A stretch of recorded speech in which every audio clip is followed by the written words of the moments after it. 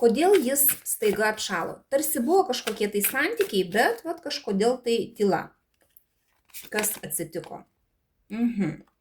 Galbūt pyktis kažkoks tai buvo, galbūt jisai pats supyko ir kažkas tokio atsitiko, kad jisai nebenori tęsti santykių su jumis dėl to piktumo. Turi pasirinkimų žmogus, kitų, galbūt bendravimo kitą turi ir daug tų pasirinkimų.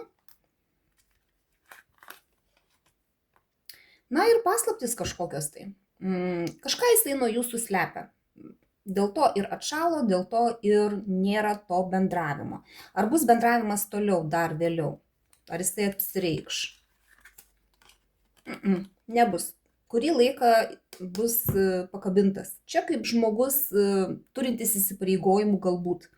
Ir todėl ir yra tas atšalimas. Šį kartą tiek. Dėkoju už jūsų laiką, širdutes ir iki sekančio karto.